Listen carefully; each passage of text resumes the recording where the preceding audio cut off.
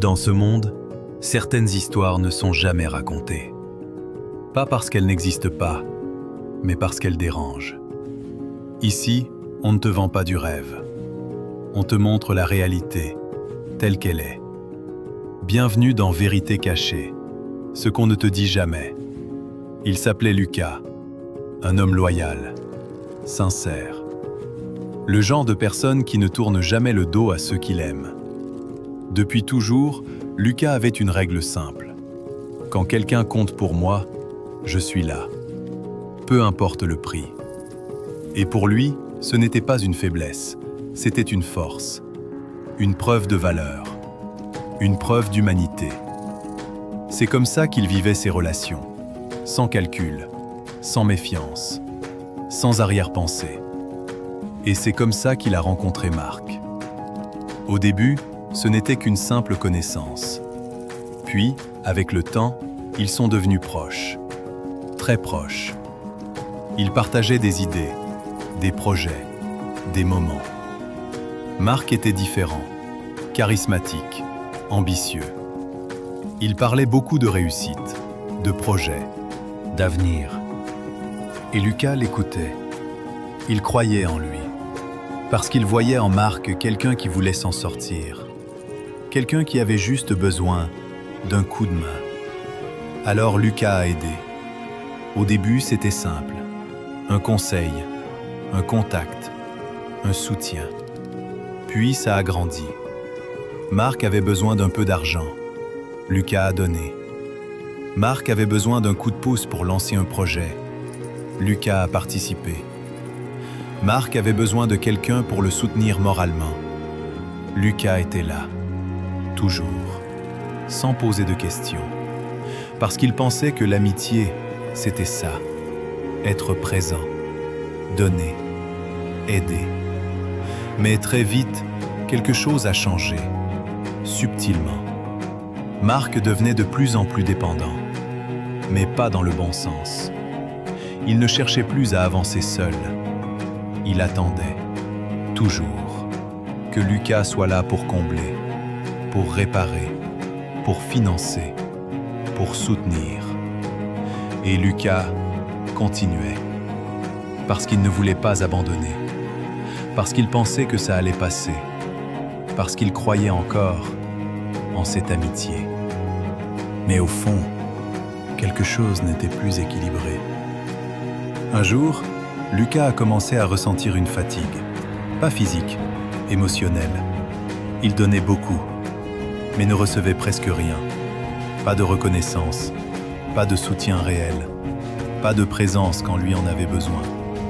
Mais il ignorait ça, encore, parce qu'il avait peur de perdre, peur de briser quelque chose, peur de voir la réalité.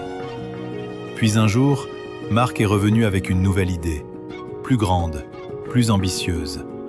Il parlait de partenariat, d'un projet commun, d'une opportunité qui pouvait changer leur vie. Lucas a hésité, pour la première fois. Mais Marc savait parler. Il savait convaincre. Il savait rassurer. Alors Lucas a dit oui, encore. Ils ont commencé à travailler ensemble. Lucas a investi son temps, son énergie et une partie importante de ses ressources. Mais très vite, les choses ont dérapé. Les décisions étaient prises sans lui. Les informations devenaient floues. Les résultats n'étaient pas au rendez-vous. Et quand Lucas posait des questions, Marc se braquait. Il devenait agressif, défensif, accusateur. Comme si le problème venait de Lucas. Comme si demander des explications était une trahison. Et encore une fois, Lucas a douté. De lui, pas de Marc. Puis un jour, tout a explosé. Lucas a découvert la vérité. Marc utilisait son nom, ses ressources, sa confiance, pour des choses qu'il n'avait jamais validées. Des dettes, des engagements, des décisions risquées. Et quand tout s'est effondré, Marc a disparu.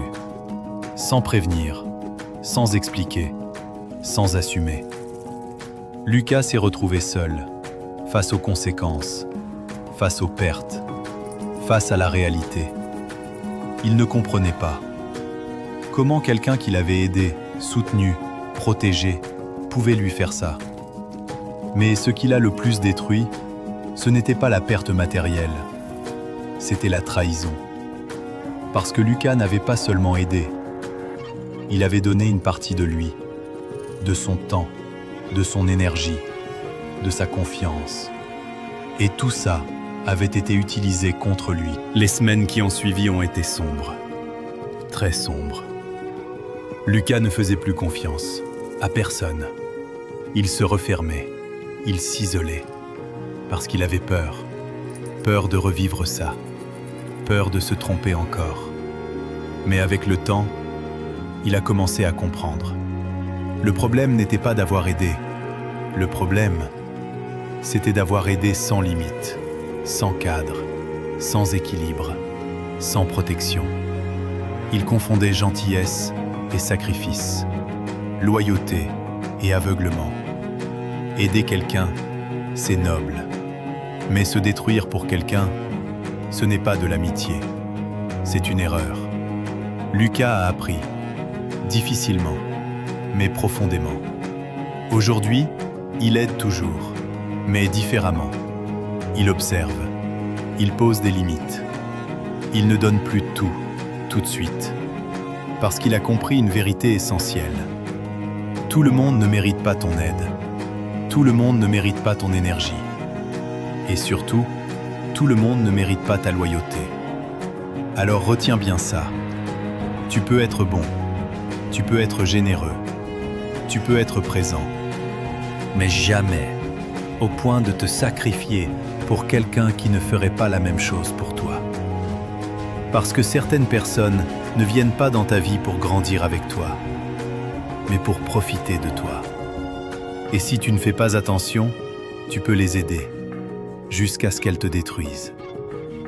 Si cette histoire t'a parlé, alors tu comprends déjà une chose. Beaucoup de vérités restent cachées, et très peu de gens osent les affronter. Ici, on les révèle. Abonne-toi à Vérité Cachée et découvre ce qu'on ne te dit jamais.